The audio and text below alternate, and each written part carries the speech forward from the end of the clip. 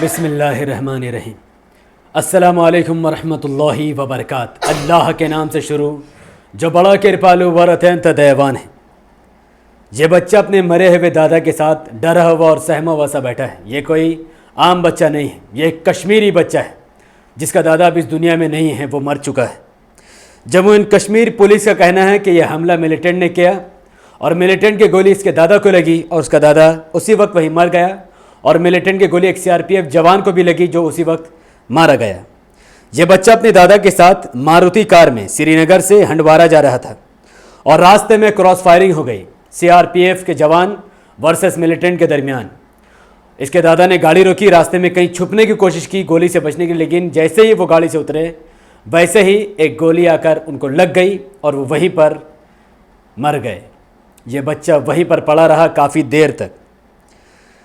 हैरानी की बात यह है कि बच्चे के घर वाले का मानना है कि गोली सीआरपीएफ के पुलिस ने मारी है इस बच्चे के दादा को, लेकिन पुलिस का मानना है कि अगर उसके घर वाले उस इंसिडेंट के हालात पर मौजूद थे तो वो बता दें कि किस पुलिस वाले ने गोली मारी है तो हम उस पर कार्रवाई करेंगे।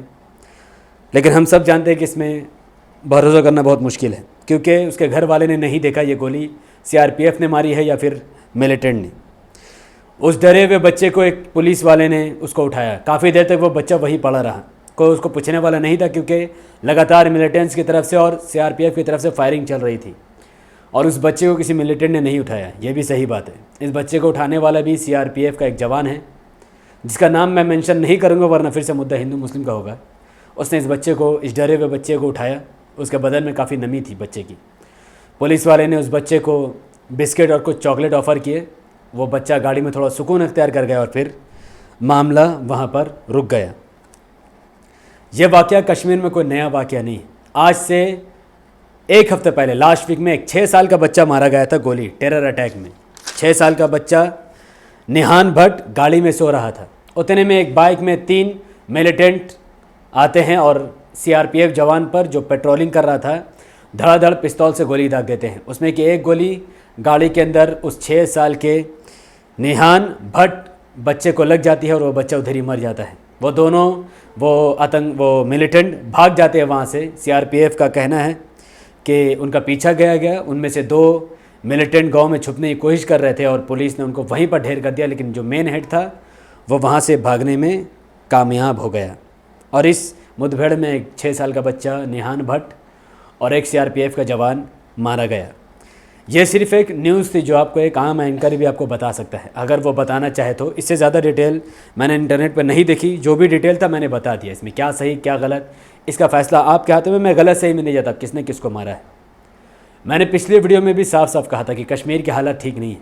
कश्मीर के लोगों को आज़ादी चाहिए क्योंकि उनके पास स्कूल कॉलेज हॉस्पिटल नहीं है। वहाँ के नौजवान भारी तादाद में मिलिटेंट में ज्वाइन कर रहे हैं, हथियार उठा रहे हैं, इंडियन आर्मी के ख़िलाफ़ जंग की तैयारी कर रहे हैं। हालांकि हम सब जानते हैं कि वो लोग इंडियन आर्मी से नहीं लड़ पाएंगे।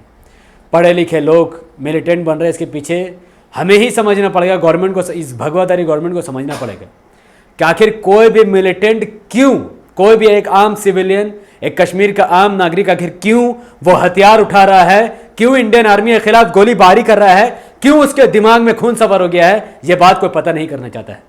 बस सीआरपीएफ लगी उनके खिलाफ अटैक करने में और मिलिटेंट लगे सीआरपीएफ को हमला करने में और इन दोनों के दरमियान, इन दोनों बेवकूफ़ों के दरमियान आम कश्मीरी लगातार मारे जा रहे हैं। कभी 6 साल का बच्चा मारा जाता है, कभी 3 साल का बच्चा मारा जाता है, कभी कोई मुस्लिम खवातीन मारी जाती है, कभी कोई आम कश्मीरी मारा जाता है और कभी कोई बूढ़ा कश्मीरी मारा जाता है।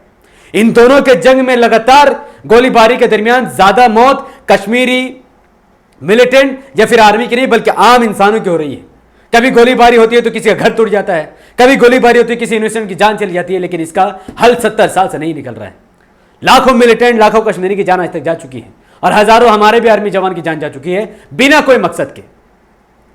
अगर कश्मीर के लोगों को कुछ चाहिए तो सरकार को छोड़ देना चाहिए। क्यों सरकार कश्मीर में अपना पैसा को वेस्ट कर रही है? क्यों सरकार कश्मीर में हमारे जवान को मरवा रही है? क्यों वहां के आम नागरिक मिलिटेंट बनकर हथियार उठा रहे हैं? इस बात की चर्चा कोई करने को तैयार तक नहीं है। कश्मीर में कोई नेट नहीं देना चाहता। अगर मैं अपनी बात को एक भारतीय मुस्लिम होने के नाते, एक भारतीय नागरिक होने के नाते आप सबके सामने रख सकता हूं, तो फिर कश्मीरी नौजवान क्यों अपनी बात सोशल मीडिया के माध्यम से अपने सामने नहीं रख सकते हैं? क्या किसी ने, किसी मीडिया के इंसान ने आज तक किसी से बात की कि आखिर तुम मिलिटेंट क्यों बने, क्यों तुमने हथियार उठाई और जो आम कश्मीरी मिलिटेंट का सपोर्ट कर रहा है, क्या किसी ने आज तक उनसे पूछा कि वो मिलिटेंट का सपोर्ट आखिर किस लिए कर रहा है, कि वो इंडियन आर्मी के खिलाफ है? मैंने बात की कुछ कश्मीरी से और उन्होंने जो बातें की वो रोंगटा खड़ा कर देने वाला है। कहां तक सही कहां तक गलत इस बात पर मैं विश्वास नहीं करता, लेकिन उसने जो बोला वो वाकई में रोंगटे को खड़ा कर देने वाला है। उसका दावा है और रिपोर्ट भी है कि गांव में हमारे देश के इंडियन आर्मी के कुछ सोल्जर ने मास रेप किया, मास रेप। भारी तादाद में हमारे खवातीन को, कश्मीरी लड़कियों के साथ बलात्कार किया गया। इसीलिए वहां के लोगों को दिमाग में भर भर कर मिलिटेंट बनाया जा रहा है।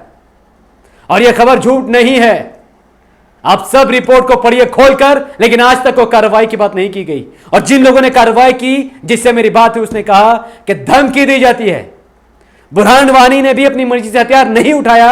उन कश्मीरियों का मानना है कि बुरहान वानी ने इसलिए हथियार उठाया क्योंकि उसके भाई को, वो जो निर्दोष था, जो मिलिटेंट में था भी नहीं, उसको हमारी इंडियन आर्मी ने मार दिया, इसीलिए उसने हथियार उठा लिए। और जितने भी आज तक मिलिटेंट कश्मीर के अंदर है, उन लोगों ने खुशी खुशी हथियार नहीं उठाया।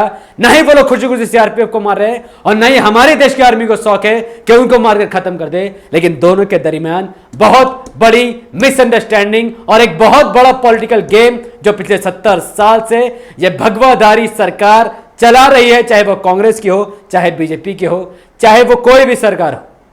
क्योंकि कांग्रेस या बीजेपी कोई अलग चीज नहीं है, ये दोनों को बनाने वाला कोई ब्राह्मण ही है। ये दोनों ब्राह्मणों की पार्टी है, और ब्राह्मणों की सरकार में आप अगर समझें कि शांति हो जाए, ये हो ही नहीं सकता है। और 70 साल से आम कश्मीरी लगातार मारे जा रहे हैं।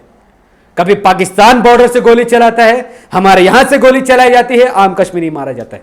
कभी मिलिटेंट हथियार उठाती है, हमारी जवान से मुठभेड़ करती है, आम कश्मीरी मारा जाता है। और कई सारे हमारे इंडियन आर्मी के जो लोग, जिन लोगों ने रेप किया है, जो कश्मीरी का दावा है, उन पर कार्रवाई नहीं होने की वजह से इंडियन आर्मी पर कश्मीरी जवानों का भरोसा उठ गया है। कई सारे कश्मीरी जवान वो मुसलमान भी है, वो इंडियन आर्मी का हिस्सा है, सीआरपीएफ में है, सेंट्रल रिजर्व पुलिस फोर्स में है। तो आखिर एक बंदा मिलिटेंट ज्वाइन करता है, एक बंदा इंडियन आर्मी ज्वाइन करता है, कुछ तो बात होगा। कश्मीर का हालात बद से बदतर है। 3 महीने के लॉकडाउन में आम इंसान परेशान हो गया, तो फिर कश्मीर अगर 70 साल से लॉकडाउन में है, जिसकी बात कोई करना नहीं चाहता, और ये उसका हल नहीं है। मैंने पिछले वीडियो में भी कहा कि मिलिटेंट बनना कश्मीर का हल नहीं है। अगर ये आम कश्मीरी चाहे तो मुझसे लिख कर ले ले कि मिलिटेंट कभी भी कश्मीर का भला नहीं कर सकता है। अगर वो लगातार हमारी आर्मी के साथ लड़ता रहेगा और हमारी आर्मी कश्मीरी मिलिटेंट के साथ लड़ती रहेगी, कभी भी कश्मीर का हल नहीं हो सकता है। मैं एक आम भारतीय नागरिक होने के नाते साफ साफ ये एडवाइस करूंगा कि कश्मीर को छोड़ देना चाहिए, उसकी मर्जी पर छोड़ देना चाहिए। वोटिंग करानी चाहिए कि कश्मीरी लोग भारत से जुड़कर रहना चाहते हैं या आजाद रहना चाहते हैं या पाकिस्तान के साथ मिलकर रहना चाहते हैं, उनको छोड़ देना चाहिए। ये फजूल का खून खराबा है, फजूल का आम कश्मीरी को खत्म करने की ये फजूल की तैयारी है, फजूल की। क्या लेना देना हम लोगों का साथ कश्मीर में? क्यों जवाहरलाल नेहरू, ये पूरा कचरा जवाहरलाल नेहरू का किया हुआ है, पूरा कचरा। और आज 6 साल की बीजेपी की सरकार में और यह बदतर हो चुका है। लेकिन लोगों को कोई इल्म नहीं है, वो समझ ही नहीं रहे कि कश्मीर का मुद्दा क्या है। वहां के लोगों के पास अगर जॉब होता तो वो गन नहीं उठाते, वहां पर अगर नाइंसाफी नहीं होती वो गन नहीं उठाते। और जिन लोगों ने गन उठाई वो गलत वे में ही चल रहे हैं, वो कभी भी सक्सेस नहीं हो पाएंगे गन की बुनियाद पर। आपके पास डेमोक्रेसी है, वोटिंग का आधार है, आपके पास सब कुछ है। शाह फैसल जब वहां पर गया, एक होनहार स्टूडेंट, उसने गवर्नमेंट बनानी चाहिए, सरकार बनानी चाहिए, एक पार्टी बनाई ताकि हम सरकार बनाकर मिलिटेंट को समझाएंगे, बताएंगे, कश्मीर को सही रास्ते में ले जाएंगे। लेकिन बीजेपी सरकार ने उस पर यूएपीए लगा दिया, एनएसए लगा दिया, उसे जेल के अंदर भर दिया। तो हमारी सरकार तो यही चाहती है कि कश्मीर में खून खराब हो। अगर एक बंदा पॉलिटिकल व्यू से वहां के लोगों को बचाना चाहता है, डेमोक्रेसी तरीके से वोट कराना चाहता है, सरकार बनाना चाहता है, वहां के लोगों को जॉब देना चाहता है, तो उस पर एनएसए और यूएपीए लगाने का क्या मतलब है? साफ मतलब है कि वहां पर कभी भी शांति ना आए। और बीजेपी सरकार इसके लिए पूरी तरीके से जिम्मेदार है, उसको जिम्मेदारी लेनी ही पड़ेगी, चाहे वो ले चाहे ना ले। उसके अंदर का जरा से भी अगर इंसानियत बची होगी, मैं दावे से कह सकता हूं कि कश्मीर का प्रॉब्लम 100% बात करके सॉल्व हो सकता है। लेकिन 70 साल से आज तक चाहे कांग्रेस की सरकार, चाहे बीजेपी की सरकार, या चाहे कश्मीर की सरकार हो, किसी ने कोशिश तक नहीं की रद्दी बराबर। सब ने लगातार पॉलिटिक्स खेली और कश्मीर के नौजवानों के साथ, कश्मीर की नस्ल के साथ, कश्मीरियत और कश्मीरियों के खिलाफ सिर्फ और सिर्फ उनका खून का सौदा किया गया है और आने वाले वक्त में भी यही होने का आसार है। मैं आपके लिए कुछ नहीं कर सकता, मैं एक आम मुसलमान हूं, मेरा कोई सरकार नहीं है, मेरा कोई फौज नहीं है, कोई ग्रुप नहीं है, कोई पॉलिटिकल पार्टी मेरा नहीं है, लेकिन मैं कह सकता हूं कि एमआईएम आपकी मदद कर सकती है। असद साहब को आपको लीडर बनाना ही पड़ेगा कश्मीर के लोगों को। पीडीपी लात मारो सबको, एआईएमआईएम को वहां पर बसाओ, असदुद्दीन ओवैसी साहब के संपर्क करो, वो आप लोगों को आपका हक दिला सकते हैं। आज दुनिया का वो सबसे बड़ा लीडर है जो आपकी मदद कर सकता है, जिसके पास इल्म भी है, इंसानियत भी है और ईमान भी है, जज्बा भी है, हिम्मत भी है, लगन भी है, मेहनत भी करता है। कश्मीर के लोगों को कलम उठानी पड़ेगी। जो लोग आपको उकसा रहे हैं बंदूक उठाने पर, वो कुछ नहीं कर सकते, वो पीछे रहने वाले हैं। लगातार तो लोग मारे जा रहे हैं आपके, क्या फायदा हो रहा है आपको? जब से मिलिटेंट ने पावर अपने हाथ में लिया, क्या फायदा हुआ आपको बताना चाहता, क्या फायदा हुआ? कोई फायदा नहीं हुआ। घर आपके टूटे गए, आपके लोग मारे गए, आपके बच्चे मारे गए, कोई फायदा आपको नहीं मिला है। तो एक ही तरीका है कि डेमोक्रेसी पर बिलीव किया जाए, मेहनत कीजिए, अच्छा सरकार चुनिए, वोटिंग करिए। आप वोटिंग में हिस्सा ही नहीं लेते, 3% कश्मीरी भी वोट नहीं डाल रहे, कहां से होगा? अगर 100% कश्मीरी एक सही पार्टी को चुनकर उसको वोट दे दे, उसकी सरकार बना दे, तो आपका हिस्सा आपको मिल जाएगा। स्कूल, कॉलेज, हॉस्पिटल, जॉब, शिक्षा, अच्छा रोजगार, बेहतरीन रोड, इंफ्रास्ट्रक्चर, घर, सब कुछ।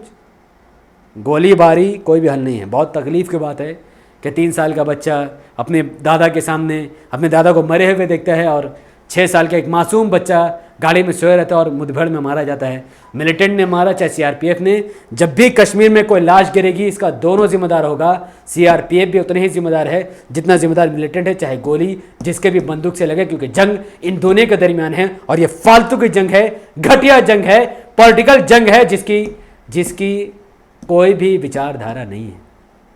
कोई सॉल्व करने को, ये जंग कोई सॉल्व करने के लिए नहीं। मिलिटेंट अगर हथियार डाल भी दे तो उनको क्या मिलेगा? कौन सा ये सरकार उनको हक दे देगी? सरकार तो हक देने के मूड में नहीं है। आर्टिकल 370 उनका राइट था।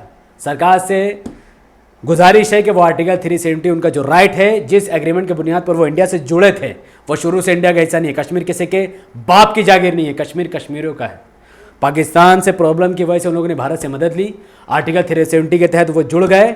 आज भारत की सरकार ने आर्टिकल 370 हटा के उनको धोखा दिया और लगातार वहाँ पर माहौल को ख़राब करने की कोशिश की और आज वहाँ पर माहौल ख़राब है। आर्टिकल 370 वापस किया जाए, मिलिटेंट के साथ बात की जाए, उनको रोज़गार दिया जाए और कश्मीर को उनकी हालत पर छोड़ दिया जाए, ना कि जंग करके पूरा कश्मीर को बर्बाद किया जाए। बहुत बहुत शुक्रिया। अस्सलाम वालेकुम वरहमतुल्लाहि वबरकात। अल्लाह की सलाम, तेरे रहमत बरकत अब तमाम भाई और बहनों पर हो। मैं अल्लाह भी पीस।